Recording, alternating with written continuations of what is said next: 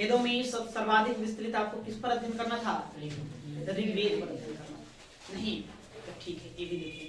तो देखिए हम लोग वैदिक साहित्य पढ़ रहे थे। वैदिक साहित्य में सबसे पहले आपका आ जाएगा वेद। वेदों के बाद नंबर आता है ब्राह्मण ग्रंथों का, ब्राह्मण ग्रंथ। अब ब्राह्मण ग्रंथ के बाद फिर लिखा जाएगा आरण्यक, आरण्यक, आरण्यक के बाद फिर लिखा जाएगा आपका उपनिषद, उपनिषद। क्रम भी है, थोड़ा आपको ध्यान रखना है। प्रश्न आपसे पूछा जाता है कि निम्नलिखित में कौन सही है, इसी को आपको घुमा फिरा कर लिख देगा, 4 ऑप्शन बना देगा।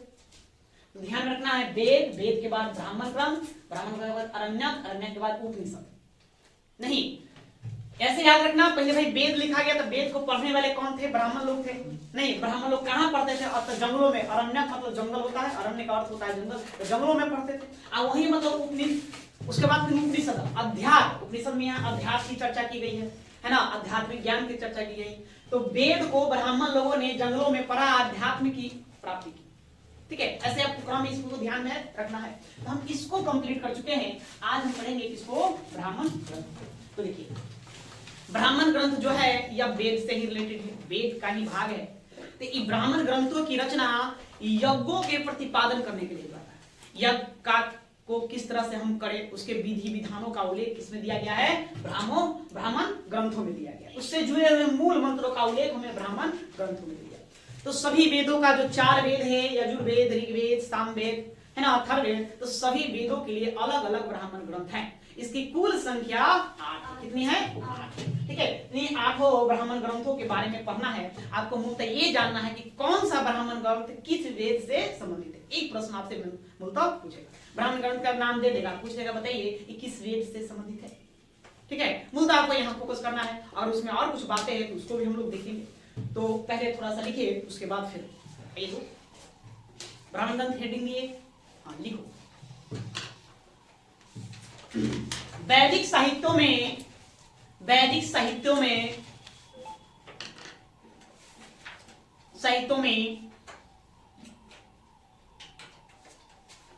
वेदों के बाद ब्राह्मण ग्रंथों की रचना की गई। वेदों के बाद ब्राह्मण ग्रंथों की रचना की गई।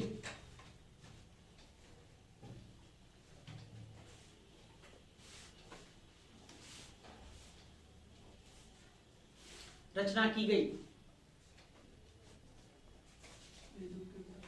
वेदों के बाद ब्राह्मण ग्रंथों की रचना की गई।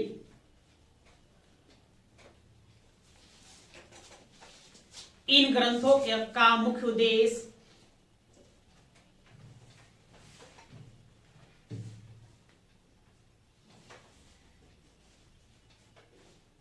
इन ग्रंथों का मुख्य उद्देश्य यज्ञों का प्रतिपादन, यज्ञों का प्रतिपादन,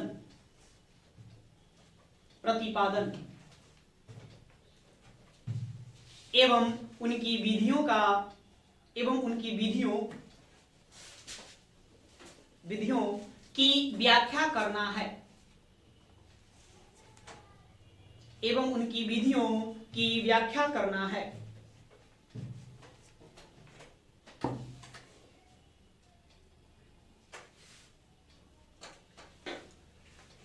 व्याख्या करना है।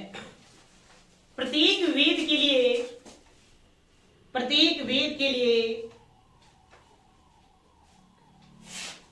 वेद के लिए अलग अलग ब्राह्मण ग्रंथ है।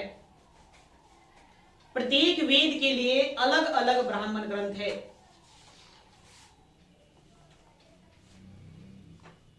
अलग अलग ब्राह्मण ग्रंथ है,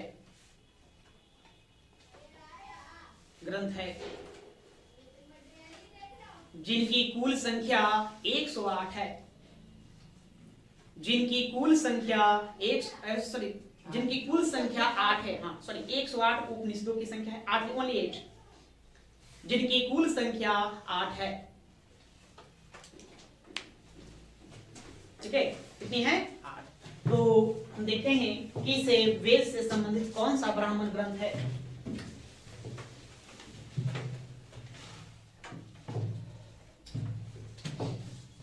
तो पहला हम लोग जानते हैं ऋग्वेद। पहला कौन सा है? ऋग्वेद। ऋग्वेद ऋग्वेद के ब्राह्मण ग्रंथों की संख्या 2 है। 2। अब आपको इनके नाम याद रखना है कि 2 कौन कौन है। एक है, पहला है इसमें एतरे ब्राह्मण ग्रंथ। पहला क्या नाम है? एतरे। और दूसरा जो है वो आपका है कौशितकी ब्राह्मण ग्रंथ, या इसी को संखायन ब्राह्मण ग्रंथ भी कहते हैं। संखायन ब्राह्मण ग्रंथ। इसमें आपको 2 याद रखना है। प्रश्न आपसे सीधा उठाकर पूछेगा कौशितकी ब्राह्मण ग्रंथ किस वेद से संबंधित है? कौन सा वेद? ठीक है। दूसरा यदि हम आएंगे तो दूसरा हम आ जाइए आप है यजुर्वेद। यजुर्वेद का भी 2 ही ब्राह्मण ग्रंथ है। 2। ठीक है, कितने हैं? 2 हैं। पहला शतपथ ब्राह्मण ग्रंथ। शतपथ ब्राह्मण ग्रंथ। अभी शतपथ ब्राह्मण ग्रंथ में आपको बहुत सारी बातों को ध्यान में रखना है। पहला कि सबसे प्राचीन ब्राह्मण ग्रंथ।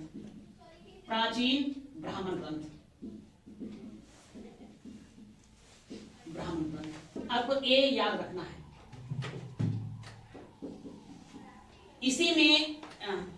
इसी में आपको मिथिला विदेह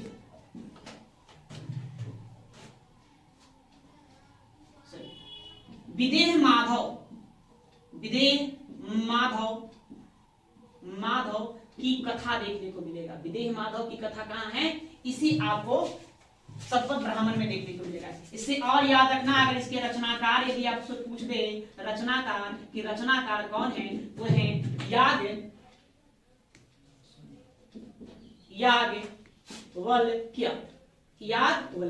याज्ञवल्क्य ने इस शतपथ ब्राह्मण की क्या किए थे?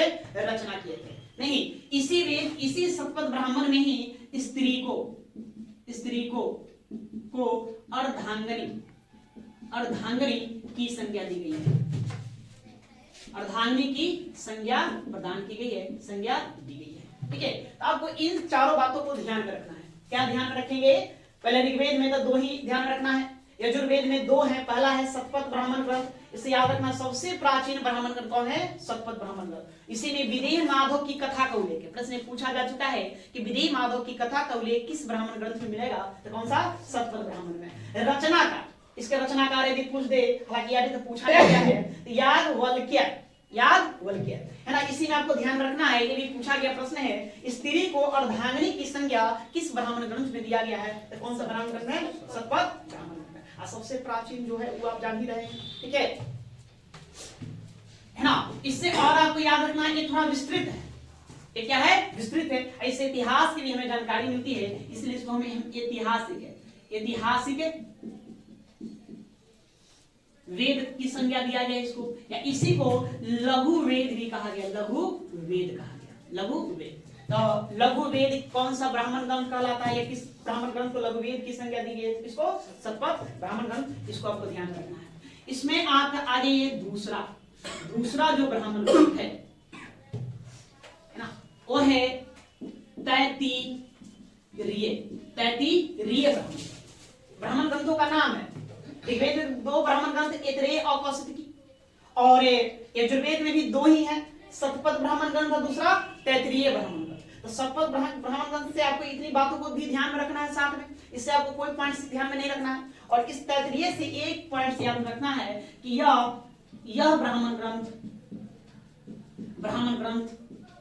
दक्षिण भारत में सर्वाधिक प्रसिद्ध है। ठीक है। साउथ इंडिया में आप जाएंगे तो वहां पर सबसे ज्यादा जो पढ़े जाने वाला जो कोई ब्राह्मण ग्रंथ है तो कौन है? तैत्तिरीय है। इसलिए कहा जाता है कि साउथ इंडिया में सबसे ज्यादा प्रसिद्ध है। ठीक है, तो ये याद नोट करिए, उसके बाद और देखेंगे आगे।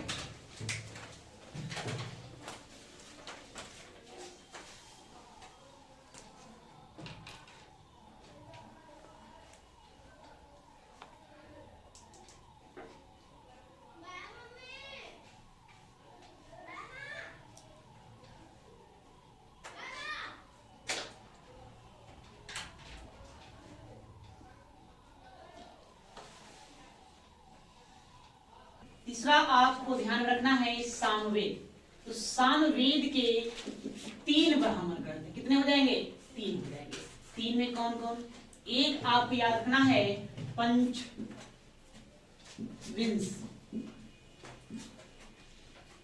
दूसरा ध्यान में रखेंगे षड्विंश, है ना, और तीसरा आपको याद रखना है जैमिनीय।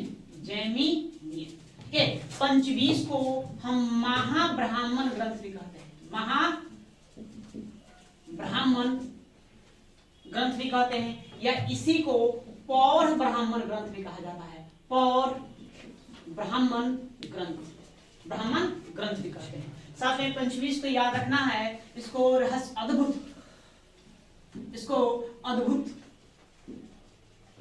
अद्भुत ब्राह्मण ग्रंथ की संज्ञा दी गई है, ठीक है। ये इसका मतलब कि और अन्य नाम है जिसको आपको ध्यान में रखना है। एक प्रश्न पूछा जा चुका है कि किस ब्राह्मण ग्रंथ को पौर ब्राह्मण ग्रंथ की संज्ञा दी गई है, तो किसको दिया गया है? पंचविंश को। तो पंचविंश कहिए या महाब्राह्मण ग्रंथ कहिए या पौर ब्राह्मण ग्रंथ कहिए। दूसरा है षड्विंश, इसको आप अद्भुत ब्राह्मण ग्रंथ भी कह सकते हैं, है ना, इसका ये भी नाम दिया गया है। और चौथा आपका क्या हो जाएगा? अथर्ववेद। चौथा अथर्ववेद,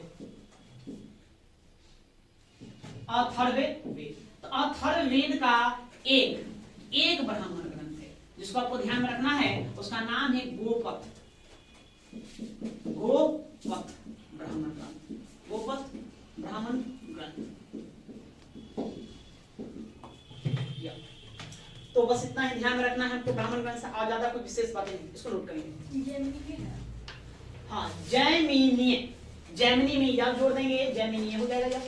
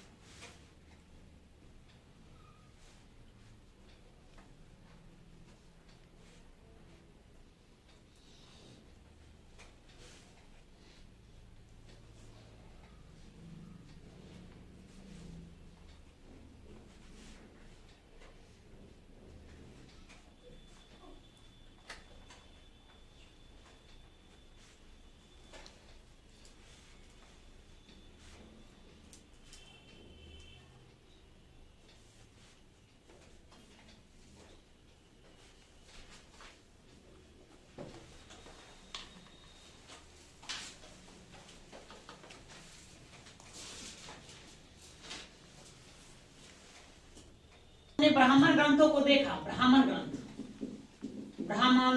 ग्रंथों को अभी अभी देखें, जिसकी संख्या कितनी बताई गई? 8 बताई गई। ये 8 में आप ध्यान में रखेंगे कि 8 कौन है। पहला आप क्या बताएं? एतरे ब्राह्मण ग्रंथ, दूसरा कौशितकी ब्राह्मण ग्रंथ, तीसरा आपको याद रखना है शतपथ ब्राह्मण ग्रंथ, फिर चौथा आपको याद रखना है तैत्तिरीय ब्राह्मण ग्रंथ, पांचवा ध्यान में रखेंगे पंचविंश ब्राह्मण ग्रंथ, उसके बाद फिर याद रखेंगे षड्विंश ब्राह्मण ग्रंथ, फिर सातवां आपको याद रखना है जैमिनीय ब्राह्मण ग्रंथ, और आठवां आपको याद रखना है गोपथ ब्राह्मण ग्रंथ। ठीक है, ये 8 ही ब्राह्मण ग्रंथ है, जिसमें से एतरेय और कौशितकी यह संबंधित विषय है, ऋग्वेद से संबंधित है। शतपथ और तैत्तिरीय यह आपका यजुर्वेद से संबंधित है, यजुर्वेद से। उसके बाद एक 3 पंचविंश, षड्विंश और जैमिनीय ये आपको सामवेद से संबंधित है, सामवेद। और ये गोपथ ब्राह्मण ये किससे संबंधित हो गया? अथर्ववेद से संबंधित है। ठीक है, याद करने वाला बात आपको यह है। इसमें सबसे प्राचीन ब्राह्मण ग्रंथ कौन है?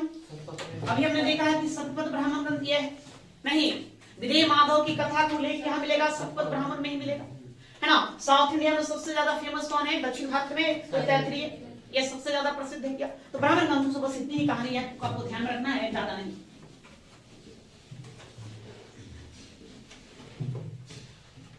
अब आगे आप हेडिंग देंगे आरण्यक ग्रंथ, आरण्यक ग्रंथ, आरण्यक ग्रंथ।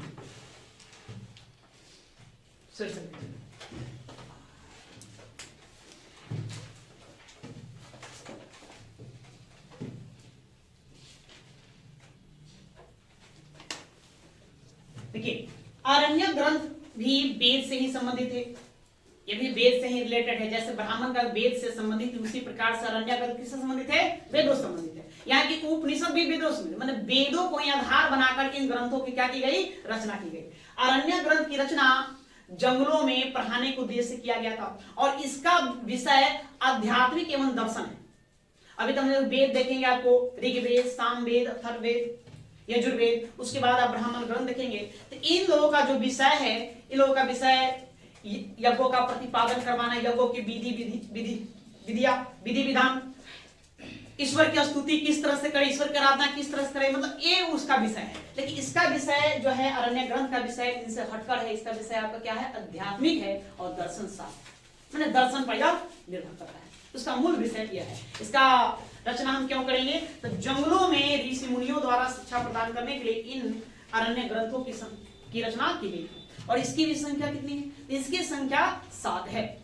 ब्राह्मण ग्रंथों की संख्या 8 है, तो इसकी संख्या एक कम याद रखेंगे, 7 है नहीं? इसलिए आपको ध्यान में रखना है कि कौन सा अरण्य ग्रंथ किस वेद से संबंधित है, कितनी बातें यहां से ध्यान रखना है। तो लिखिए, उसके बाद हम देखेंगे। ब्राह्मण ग्रंथों के बाद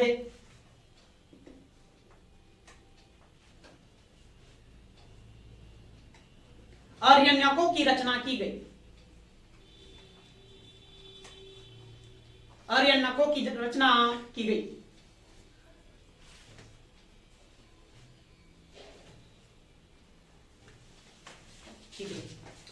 अरण्यक का अर्थ होता है जंगल। अरण्यक का अर्थ होता है जंगल।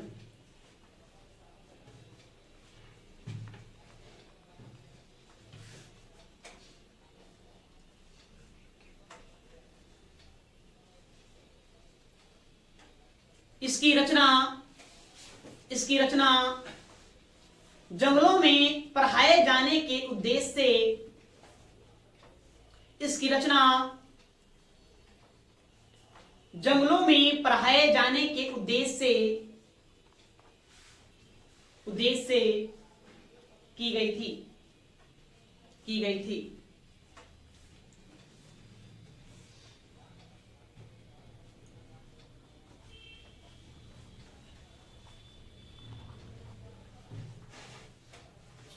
इसका मुख्य विषय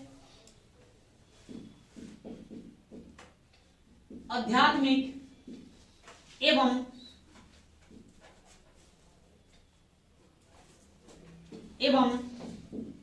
दार्शनिक चिंतन है।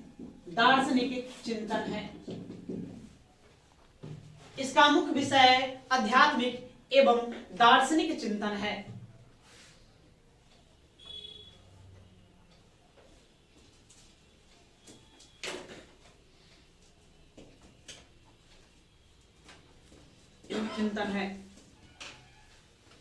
अरण्य ग्रंथों की कुल संख्या 7 है। अरण्य ग्रंथों की कुल संख्या 7 है।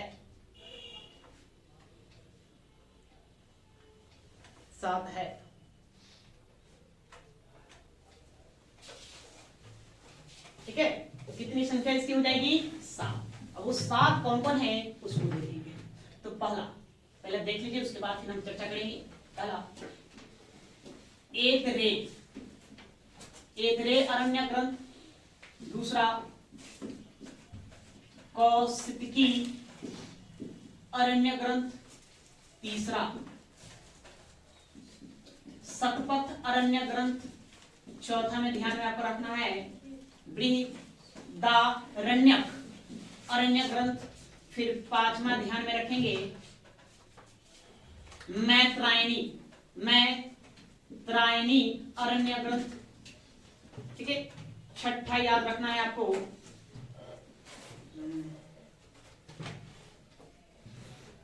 याद रखना है जैमिनीय, जैमिनीय अरण्य ग्रंथ। और सातवां आपको याद रखना है छांदोग्य, छांदोग्य अरण्य ग्रंथ, छांदोग्य अरण्य ग्रंथ।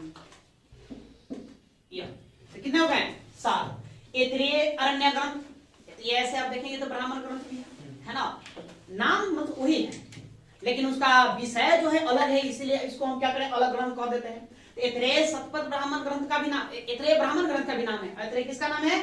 अरण्य ग्रंथ का भी नाम है। ऐतरेय, कौशिकी, शतपथ, बृहदारण्यक, मैत्रायणी, जैमिनी और छांदोग्य।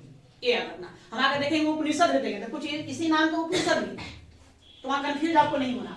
ये दोनों जो ब्राह्मण ग्रंथ है इसका संबंध है ऋग्वेद से, किससे संबंधित है? या ऋग्वेद से संबंधित है, ठीक है ना, ये ऋग्वेद से संबंधित है। शतपथ, बृहदारण्यक और मैत्रायणी ये तीनों का तीनों संबंधित है यजुर्वेद से, यजुर्वेद से संबंधित है। उसके बाद जैमिनी और छांदोग्य ये दोनों संबंधित है सामवेद से, सामवेद। अथर्ववेद से संबंधित कौन सा? अथर्ववेद एकमात्र ऐसा वेद है जिसका कोई अरण्य ग्रंथ नहीं है।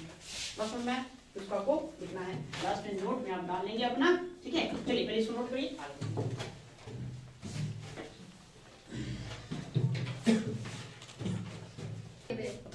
अथर्ववेद जिसका कोई मतलब कि है ना अरण्य ग्रंथ नहीं है।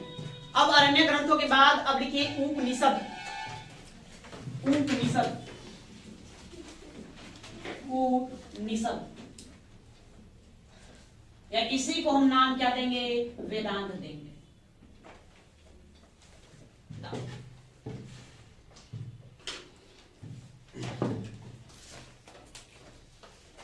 वेदांत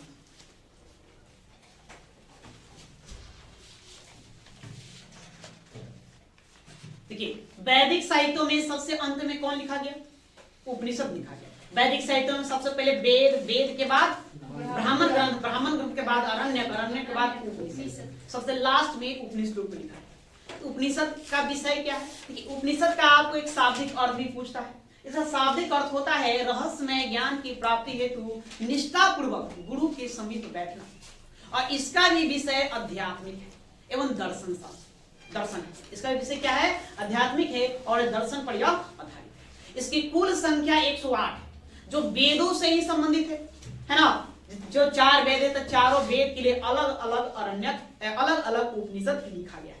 108 है। क्या 108 याद कर लेना संभव है? नहीं, आपको 108 संभव नहीं है और 108 पूछा नहीं जाता है। कुछ 8-9 ऐसे उपनिषद है जिसको आपको ध्यान में रखना है, जिसके बारे में हमें पूछा जाता है, तो बस हम उन्हीं सब की चर्चा करेंगे। तो लिखिए वैदिक साहित्यों में सबसे अंत में, वैदिक साहित्यों में सबसे अंत में, सबसे अंत में उपनिषदों की रचना की गई, उपनिषदों की रचना की गई, रचना की गई।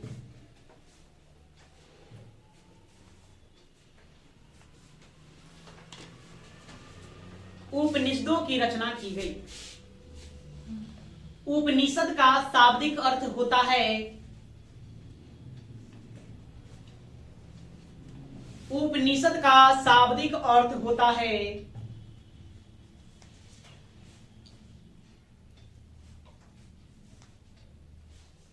है डैश देकर लिखेंगे रहस्यमय ज्ञान की प्राप्ति हेतु, रहस्यमय ज्ञान की प्राप्ति हेतु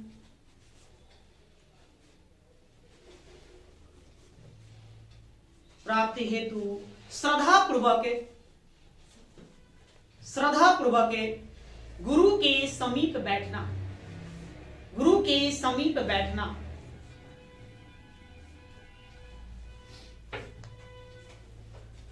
समीप बैठना,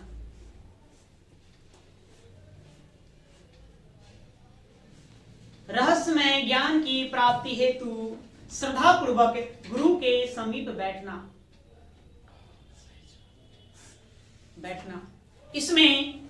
इसमें शुद्धतम इसमें शुद्धतम ज्ञान पक्ष पर बल दिया गया है। शुद्धतम ज्ञान पक्ष पर बल दिया गया है।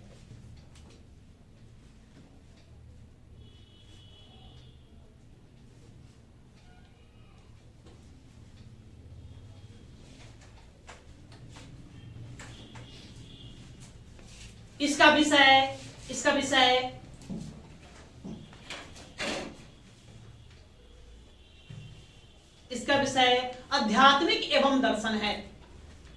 आध्यात्मिक एवं दर्शन है।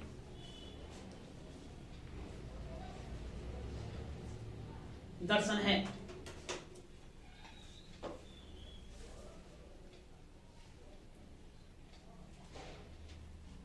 दर्शन है।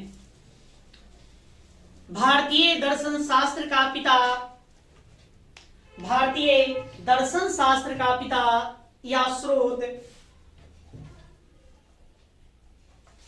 पिता या स्रोत उपनिषदों को कहा जाता है।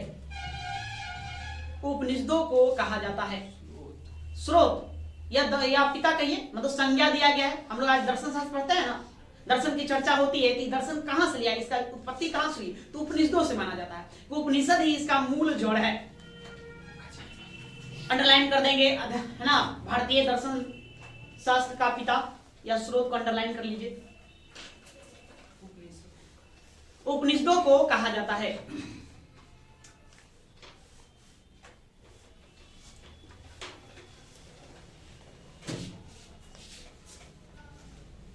देखिए, यूपी पीसीएस ने एक प्रश्न पूछा है, भारतीय दर्शन का प्रारंभिक काल माना जाता है।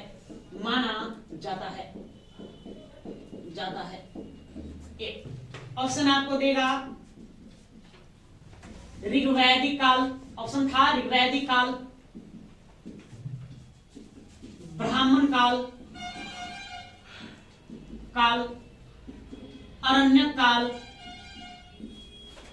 अरण्यक काल और फिर आ जाइए उपनिषद काल।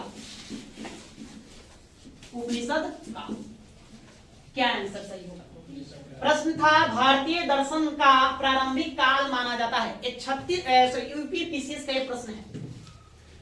ऋग्वैदिक काल, ब्राह्मण काल, अरण्यक काल या उपनिषद काल, कहां जाएगा?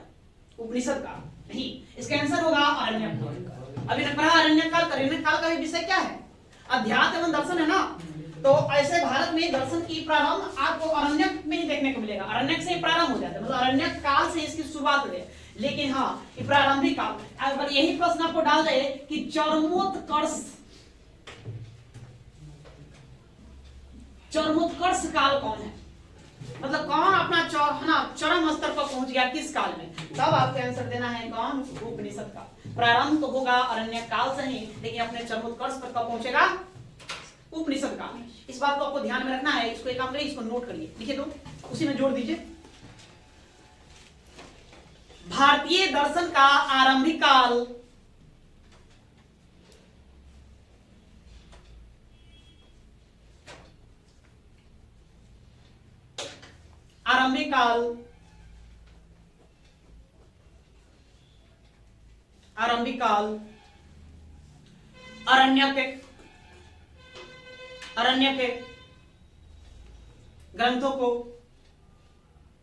अरण्यक ग्रंथों को वहां आपका ऑप्शन में काल करके देगा, अरण्यक ग्रंथों को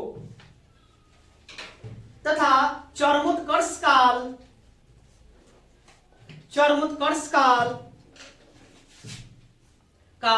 उपनिषदों को माना जाता है। उपनिषदों को माना जाता है।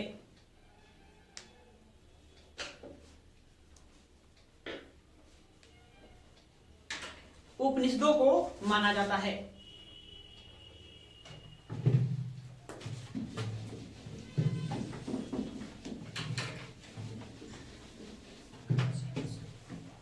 ठीक है, इतना क्लियर है? अब लिखिए, पैराग्राफ छोड़ के लिखेंगे। देखिए, प्रत्येक वेदों के लिए, देखिए प्रत्येक वेदों के लिए अलग अलग उपनिषदों की रचना की गई है, अलग अलग उपनिषदों की रचना की गई है।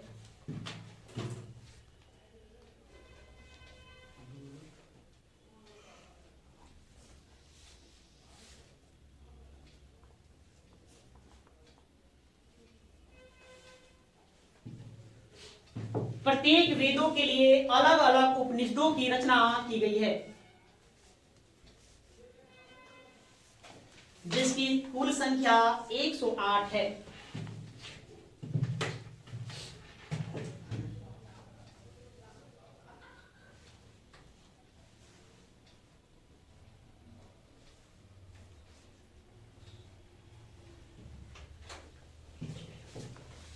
ठीक है, कितनी है संख्या इसकी? 108। सबको हमको ध्यान में रखना है। अब आइए थोड़ा सा जान लेते हैं प्रमुख उपनिषद।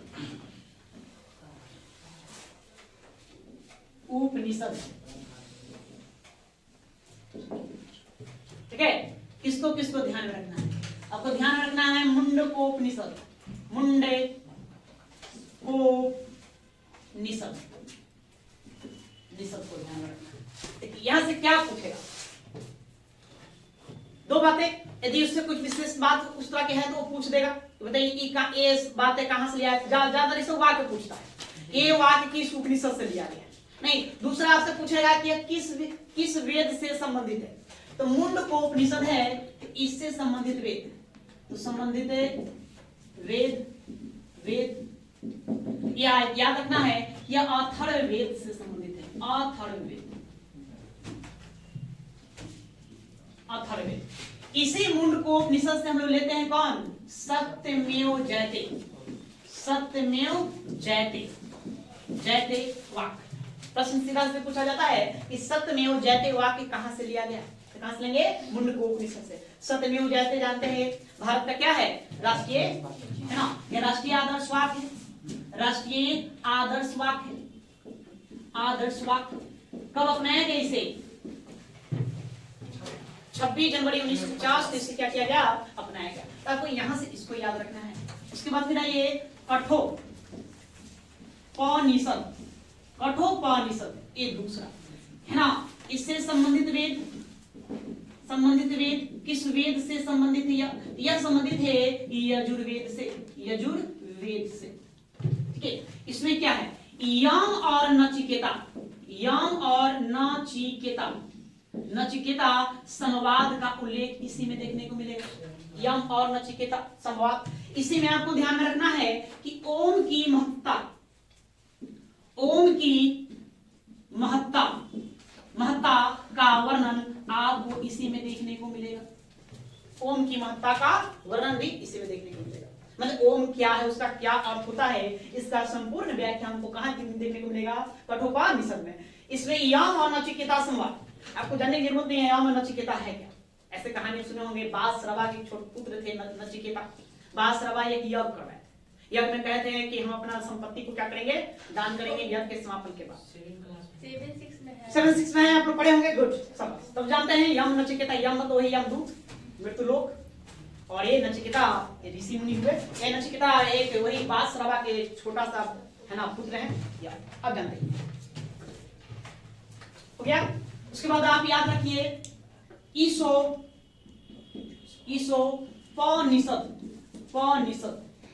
ठीक है। इससे संबंधित वेद तो यह भी आपको ध्यान में रखना है यजुर्वेद से संबंधित है। यजुर्वेद नहीं, इसमें आपको याद रखना है याज्ञवल्क्य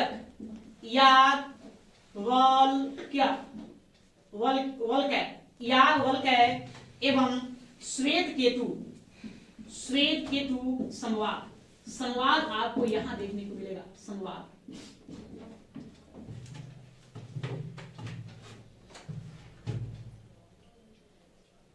देखिए, नोट करेंगे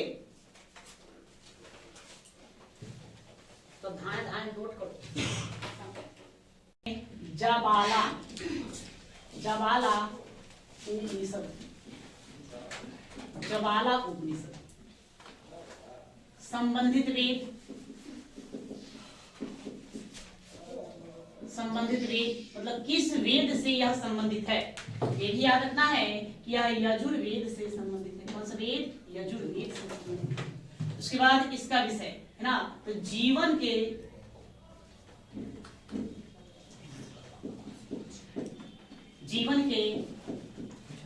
चार आश्रमों का उल्लेख यहां मिलेगा। आश्रमों का उल्लेख इसी उपनिषद में देखने को मिलेगा। जबाला उपनिषद में ही जीवन के चार आश्रमों का उल्लेख देखने को मिलेगा। जीवन के चार आश्रम आप लोग समझते हैं? देखिए वेदों के अनुसार जीवन जीने के लिए है ना चार कैटेगरी बनाया गया, ग्रुप बनाया गया है, चार आश्रम जिसको कहते हैं। पहला है कि आपको सबसे पहले ब्रह्मचर्य जीवन जीना है। ब्रह्मचर्य जीवन जीना है मतलब कि प्रारंभिक जीवन से लेकर मतलब जन्म से लेकर के 25 साल की अवस्था तक वैदिक काल में लोग ब्रह्मचर्य जीवन जीते। मतलब इस युग में आप क्या करिए, इस एज में आप शिक्षा दीक्षा ग्रहण करिए, ऋषि मुनियों के पास जाइए, विद्यालय जाएंगे, गुरुकुल जाएंगे, वहां से शिक्षा दीक्षा अपना ग्रहण करेंगे। ग्रहण करने के बाद फिर उसके बाद आप प्रवेश करिए गृहस्थ जीवन में। यह आपका होगा 25 से 50 साल। इस अवस्था में आपको गृहस्थ जीवन जीना है, नहीं मतलब कि वैवाहिक जीवन में प्रवेश करेंगे, ठीक है, अपना वो जीवन जिएंगे। उसके बाद फिर आप आइए वानप्रस्थ जीवन। वानप्रस्थ कहने मतलब धीरे धीरे गृह का क्या कर देना है, त्याग कर देना है। यह आपको 50 से 75 साल की अवस्था तक, ठीक है, कहने मतलब जैसे आपका एज 50 होगा घर छोड़ दीजिए। देखते हो हमारे गांव समाज में जो बुजुर्ग होता है, घर का जो सबसे बुजुर्ग होता है उसको क्या मिलता है? दूरा है ना, दलान। हाँ, दूरा कहो या दलान कहो, भाई आप दूरा दलान करें, बाकी लोग घर में रहेंगे। या तो ही वानप्रस्थ जीवन है। यह वेद कहता है कि पहले 25 साल तक ज्ञान अर्जित करेंगे, नहीं अपने आप को शारीरिक और मानसिक रूप से मजबूत बनाइए। उसके बाद आप है ना गृहस्थ जीवन में प्रवेश करिए, वहां से आपका 25 साल ही लाइफ रहेगा। जैसे ही 50 का होता घर को त्यागिए और 25 साल में आपका संतान बड़ा हो जाए, नहीं तो आप घर को त्यागेंगे, घर के बाहर जाइए। पहले वेदों के अनुसार पढ़े तो उसके बारे में विस्तार से होता था कि लोग को घर छोड़ देना होता, घर छोड़कर गांव से दूर दराज जंगल में जाकर वहीं निवास स्थान करना, कोई खाने के लिए दे तो खाना, मतलब धीरे धीरे घर को त्याग करने की आदत लगाना है। और जैसे ही आपको 76 की अवस्था में हो जाए तो चौथा जो अवस्था आता था, आसन आता था, वो था सन्यासी जीवन। फिर यहाँ से आपको सन्यासी जीवन जीना है। ये 75 से 100 साल की अवस्था तक मतलब या जहां तक आप जीवित रह सके, मतलब बिल्कुल ही छोड़ देना है ना। यह मोक्ष की प्राप्ति के लिए यह अंतिम अवस्था है जहां आप मोक्ष की प्राप्ति करेंगे, ठीक है, ये इसका उल्लेख है। तो इसको ध्यान में रखेंगे।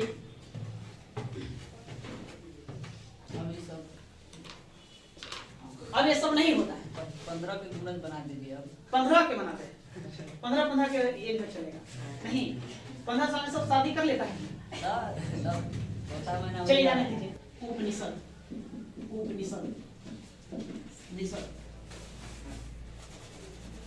संबंधित वेद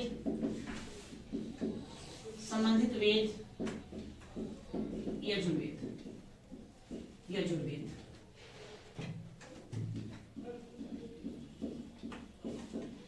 अस्तोमा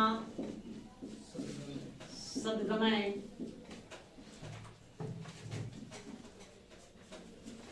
तमसो मां ज्योतिर्गमय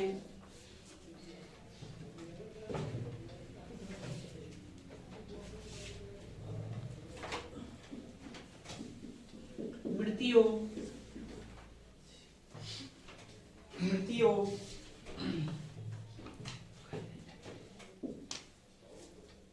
मामृता गमय इसका उल्लेख यहां देखने के लिए नोट करो।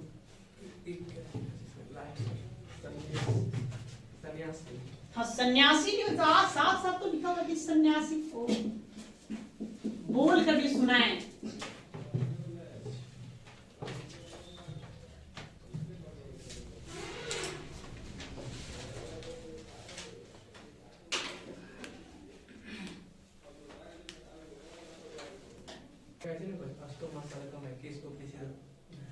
बिल्कुल ऐसे ही पूछेगा, और कैसे पूछेगा? तो याद रखना कौन कहां लिखा हुआ है, बस एक सब पूछा गया है। एक को न छोड़ा हुआ है।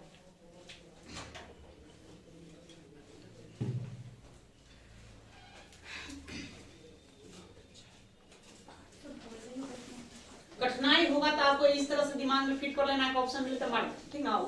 T20 तो खेलना है, टेस्ट थोड़ी खेलना है, तो T20 खेलना है, बल्ला खाली भाजना है, बैठ गया तो छक्का, नहीं तो गया, है ना। 100 गेंद मिले उसमें 80 को पार कर देना, हो गया काम।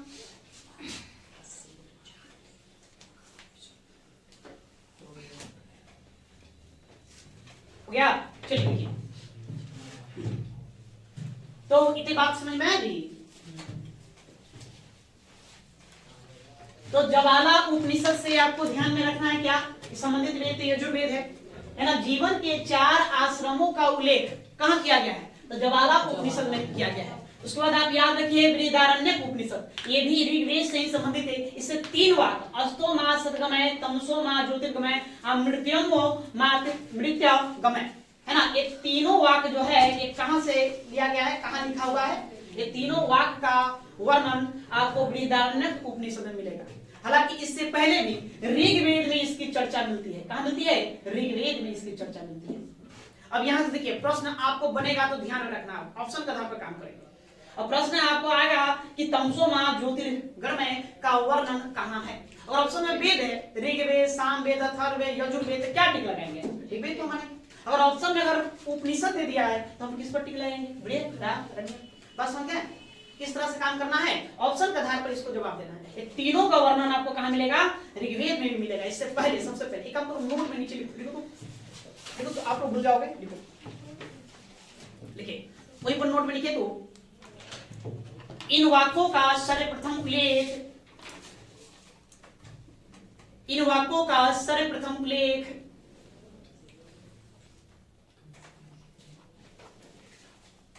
इन वाक्यों का सर्वप्रथम उल्लेख ऋग्वेद में मिलता है, ऋग्वेद में मिलता है।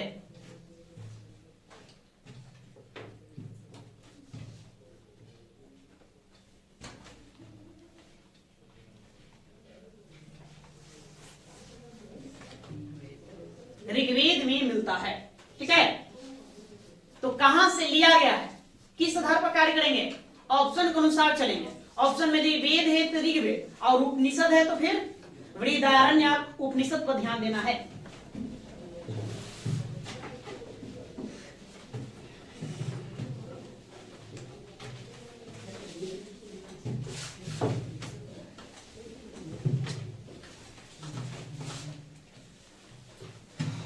अगला ये तैत्तिरीय, तैत्तिरीय उपनिषद, उपनिषद संबंधित वेद, वेद यह भी यजुर्वेद से ही संबंधित है, यजुर्वेद। इसमें बहुत सारे वाक्य आपको ध्यान में रखना है, जैसे कि गुरु एवं शिष्य के मध्य आदर्श व्यवहार का वर्णन, व्यवहार का वर्णन आपको यही देखने को मिलेगा पहली बार। यही कहता है कि सदा सत्य बोलो, सदा सत्य बोलो, ये कहता है। लेकिन हम लोग झूठ बोलते हैं, नहीं। खूब अन्न उपजाओ, खूब अन्न मतलब अनाज, हाँ, अन्न उपजाओ, उपजाओ मतलब खेती बाड़ी पर बल दिया गया है। किस उपनिषद में, प्रश्न देखो पूछा जाएगा कि कृषि पर सर्वाधिक बल किस उपनिषद में दिया गया है, तो कौन, तैत्तिरीय उपनिषद। क्या खूब अन्न उपजाओ मतलब क्या, बल दे रहा है वहां पर ना। हम लोग कहते हैं ना अतिथि, अतिथि देवो भव, देवो भव कहते हैं जी। पहले लोग घर पर अतिथि आता था खुश हो जाता था, अब बड़ा नाराज होता है, लोग आ गया नहीं, पता ना कई दिन रहेगा, है ना, कई दिन का भोजन खपत कर देगा, है ना। सदैव सदैव श्रेष्ठ आचरण करो, श्रेष्ठ कार्य करो, कार्य करो, कार्य या आचरण करो, आचरण करो करो। इन सब बातों का उल्लेख आपको तैतरीय में मिलेगा। एक और ने लिख लीजिए, सदा सदा धर्म का आचरण करो, धर्म का आचरण करो, आचरण करो करो।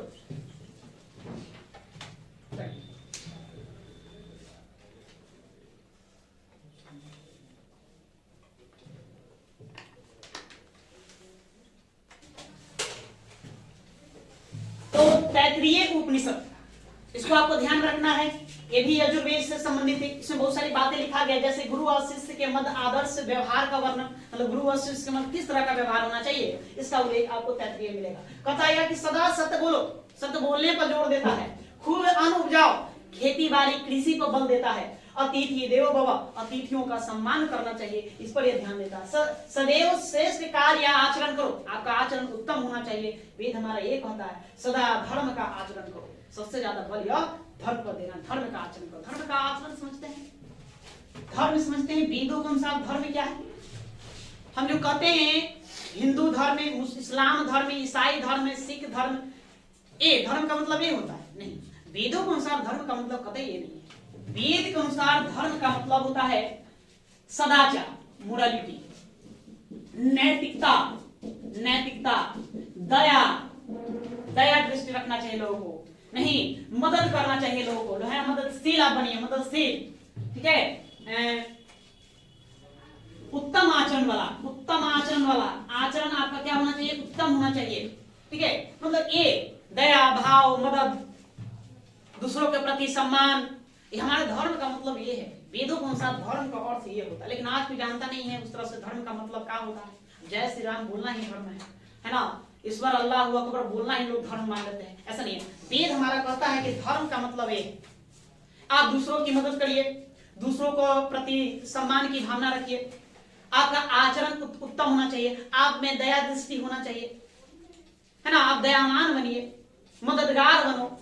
तो ऐसा कुछ नहीं आज करता। आज आप अपना संविधान पढ़िए, हमारे संविधान में क्या शब्द लिखा हुआ है, पंथ निरपेक्ष, पंथ निरपेक्ष लिखा हुआ है जी, पंथ निरपेक्ष शब्द मतलब कि बिना पंथ का हमारा देश, हमारा संविधान कैसा होगा, बिना पंथ का होगा। वहां पंथ की चर्चा करता है, न कि धर्म की चर्चा है। ऐसा नहीं कहता है कि धर्म निरपेक्ष बिना धर्म का, नहीं, पंथ निरपेक्ष बिना पंथ का। पंथ में से इस्लाम, ईसाई, सिख, ये सब क्या है, पंथ है, इसको हम पंथ कहेंगे, इसको धर्म नहीं कहेंगे। वेदों के अनुसार धर्म का कुछ और ही अर्थ है। देखिए महाभारत में श्री कृष्ण भगवान क्या कहते हैं, जब जब धर्म पर आघात होगा तब तक मैं अवतार लूंगा, ठीक है। मतलब उनका कहना ये नहीं है कि भाई जैसे कि हिंदू धर्म में, सनातन धर्म में, इस्लामिक धर्म में उसको कोई नुकसान पहुंचाए तो हम आएंगे, नहीं। जहां अच्छाई कम जाएगा, बुराई ज्यादा आएगा, या बुराई का अच्छाई पर आघात होगा, लोग दया भाव नहीं रखेंगे, लोग एक दूसरे की मदद नहीं करेंगे, लोगों में आचरण उत्तम नहीं होगा, तब हम मेरा अवतार वहां पर होगा। बस समझ गए, मतलब जहां पाप बढ़ जाएगा तो फिर हम आएंगे, उनका कहना हम यह। तो आप ध्यान रखेंगे धर्म का वास्तविक मतलब क्या होता है वेदों के अनुसार, ध्यान रखोगे जी। हाँ, अभी भी वही रखोगे। पंथ वो सब जो हम लोग करते हैं ना, नहीं मंदिर होना चाहिए, मस्जिद होना चाहिए, चर्चे बनना चाहिए, तो पंथ वो क्या है, पंथ है। वेद के अनुसार वो धर्म नहीं है, धर्म का मतलब ही कुछ और होता है। ये सारी बातें हमको कहाँ बताता है, ये तैतरीय उपनिषद बताता है, तो इसको आपको याद रखना है।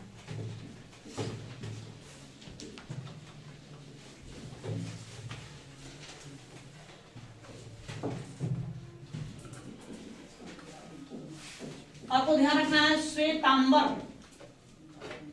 उपनिषद, उपनिषद, ठीक है। अगला श्वेतांबर उपनिषद आपको ध्यान में रखेंगे, ये भी संबंधित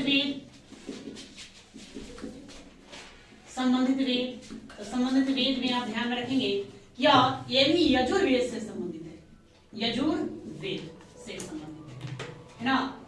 इसमें इसका शाब्दिक अर्थ भी होता है, शाब्दिक अर्थ,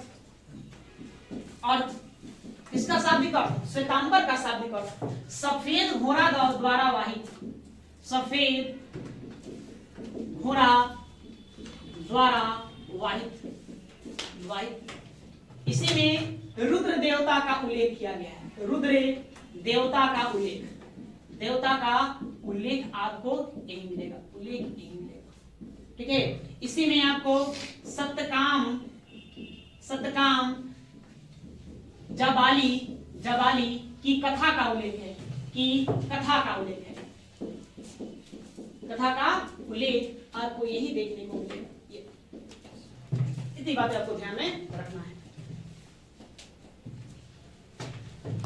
एक और बात ध्यान रखें, मोक्ष, मोक्ष का सर्वप्रथम उल्लेख, सर्वप्रथम प्रथम उल्लेख, उल्लेख इसी में देखने को मिलता है। मोक्ष का सर्वप्रथम उल्लेख इसी में मिलेगा। ठीक है,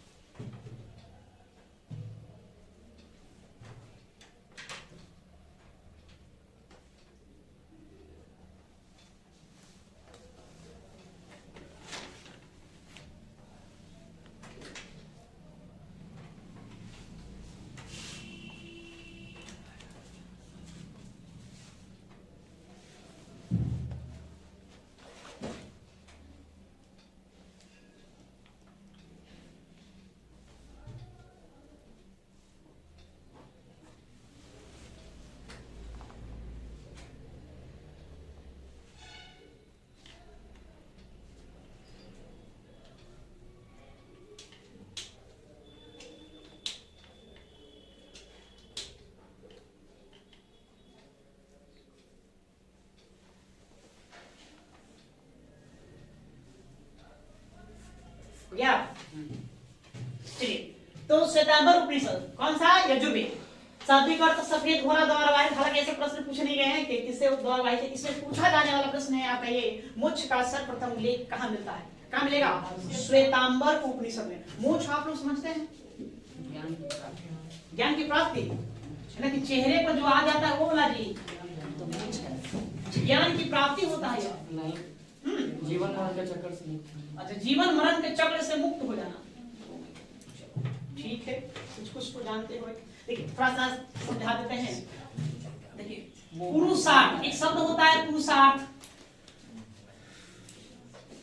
पुरुषार्थ, पुरुषार्थ होता है पुरुष होने का क्या अर्थ होता है? पुरुषों को क्या प्राप्ति करना है, प्राप्ति करने का लक्ष्य। हम 4 पुरुषार्थ हैं। कितने हैं? 4 पुरुषार्थ हैं। कौन कौन? धर्म, अर्थ, काम, मोक्ष। वेद के अनुसार 4 पुरुषार्थ, मतलब एक पुरुष का लक्ष्य होना चाहिए, मतलब एक 4 लक्ष्य होना चाहिए, उससे ज्यादा कुछ नहीं। धर्म का मतलब तो ये बताएं, करुणा, दया, भाव, सदाचार, उत्तम आचरण, नैतिकता। नहीं तो ये सब क्या है? हमारा धर्म है। तो हमें इसकी प्राप्ति करनी चाहिए ना। तो करुणा, दया, भाव के जगह इससे को प्राप्त कर लेते हैं। ठीक है, मदद तो करना भुला ही जाओ। आज के समय में ऐसी स्थिति हो गई है, जो भी हो। लेकिन धर्म के अनुसार, इसके अनुसार हम धर्म देखेंगे तो करुणा, दया भाव, सदाचार, नैतिकता, नैतिकता, उत्तम आचरण, आचरण आपका बेहतर हो, ये कहता है कि धर्म है। अर्थ, अर्थ का मतलब है यहाँ पैसा, धन से, धन, धन से का धन अर्जित करो, धन अर्जित करो, है ना। उसके बाद फिर एक काम, काम मतलब कि शारीरिक सुख, शारीरिक सुख, शारीरिक सुख की प्राप्ति। ये भी हमारा मतलब एक पुरुषार्थ है, इसको भी होना चाहिए ना। अब मोक्ष मतलब होता है, मतलब क्या कि बिल्कुल ही ये मोह माया से मुक्त होना। जिस दिन आपको मोक्ष की प्राप्ति होगी, आप सदा प्रसन्न रहोगे, आपके चेहरे पर सिर्फ प्रसन्नता रहेगी, दुख मिट जाएगा। मतलब दुख को आप जीत लिए, वो होता है मोक्ष। ये मोक्ष ऐसे नहीं मिलता, बड़ा मेहनत करना पड़ता है ना। सबकी बस की बात नहीं है। अभी हमारा क्या है, दुए वही लक्ष्य हो गया है। नहीं, अभी के समय में इंसान सबसे पैसे के पीछे भागता है। तो खूब ढेर सारा पैसा कमाओ, ढेर सारा पैसा कमाओ, उससे अपना काम की प्राप्ति करो, मतलब शरीर सुख की प्राप्ति करो।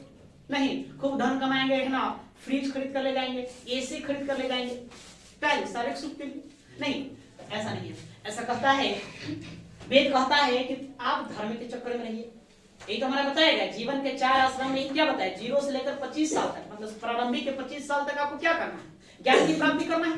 मतलब ज्ञान की प्राप्ति में आप क्या सीखेंगे, यही सब सीखिए, करुणा भाव रखना सीखिए, नहीं सदाचार, नैतिकता, उत्तम आचरण, बड़ों का सम्मान करना, ये सब सीखो, ये हमारा कहता है। उसके बाद फिर हम 25 से 50 साल क्या कहता है, वैवाहिक जीवन में प्रवेश करने के लिए, गृहस्थ जीवन, संसारिक जीवन में आप प्रवेश करिए, तो वहां प्रवेश करने के लिए आपको क्या पैसे की जरूरत होगा, तो वहां आप पैसा अर्जित करिए, लेकिन पैसा उतना अर्जित करिए जितना आपको जरूरत हो, ज्यादा नहीं है। उसके बाद अपना काम, शारीरिक सुख की प्राप्ति करेंगे। एक तो ये वही 25 से 50 साल, 50 साल के बाद 75 साल तक हमें क्या बताया, वानप्रस्थ जीवन, घर को धीरे धीरे त्याग देना है। अब 75 के बाद बिल्कुल सन्यासी बन जाना है, तो वहां आपको मिलेगा मोक्ष। मतलब 50 साल आने के बाद इंसान को गृह त्याग कर देना चाहिए, है ना, मोह माया से मुक्त होना चाहिए, हो जाना चाहिए। यदि मोक्ष की प्राप्ति चाहिए तो मोक्ष की प्राप्ति कैसे पता चला, मिल गया जिस दिन तुमको कोई दुख नहीं हुआ, मैंने दुखों से आप मुक्त हो गए, समझे, मोक्ष की प्राप्ति कर। ये मनुष्य का 4 पुरुषार्थ है जिसको हम लोग सब लोग भूल गए। नहीं, धर्म का दूसरा अर्थ निकाल देते हैं, ये तो अब बुलाएंगे, धर्म का दूसरा अर्थ हो गया, इसके फेरे में तो ये ना, इसके चक्कर में बचा हुआ कौन, ये 2 बचा हुआ है, लोग इसी के पीछे भागा, पूरा दुनिया इसी के पीछे भागा। ठीक है, सीख लिया, आगे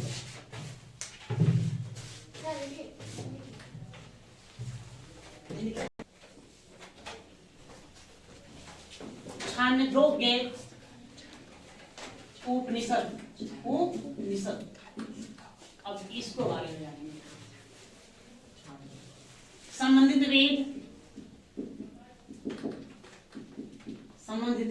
वेद, यह सामवेद से संबंधित है। कौन सा वेद, सामवेद नहीं,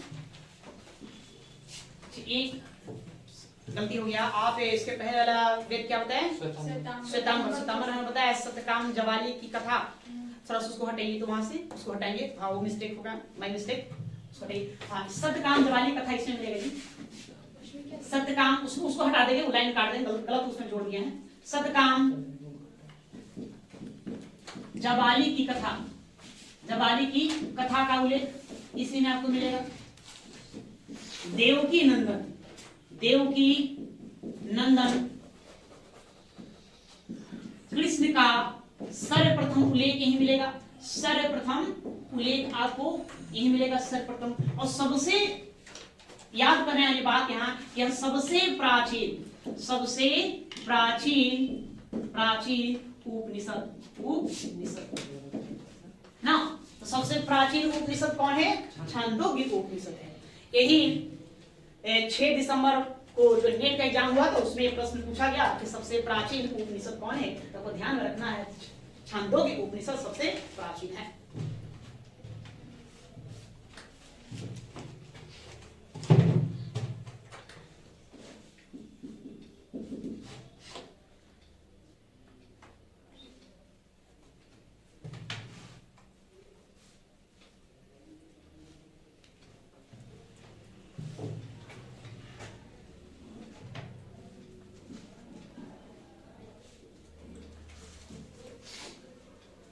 मांडुक्य उपनिषद एक और लिख लेंगे, यह अथर्ववेद से संबंधित है, वेद से संबंधित है। नहीं, इस वेद के अनुसार सृष्टि की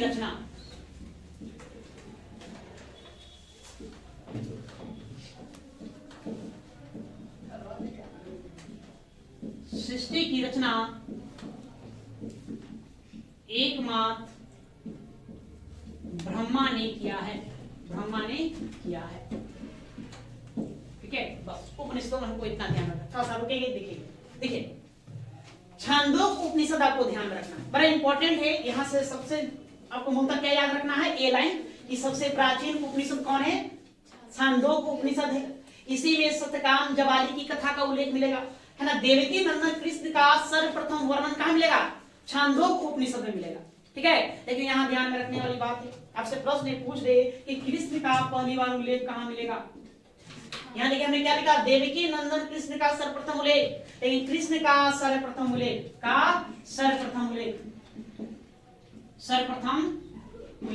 ए कहां मिलेगा तो क्या टिक लगाएंगे, तो आपको लगाना है ऋग्वेद। क्या लगाना है, ऋग्वेद। ऋग्वेद में मिलता है, में मिलता है। ये आपको ध्यान रखना है। फिर यहां याद करने वाली बात इसमें ये मांडुक्य उपनिषद क्या कह रहा है, तो यह संबंधित अथर्ववेद से है। इसमें एक पंक्ति याद रखना है, इस वेद के अनुसार सृष्टि की रचना एकमात्र किसने क्या, ब्रह्मा ने किया। ठीक है, तो इतना बात ध्यान में आपको रखना है उपनिषदों से। यहाँ आप उपनिषद आपका समाप्त करना है। और क्लास भी आज के लिए इतना ही, बाकी हम लोग कल देखेंगे।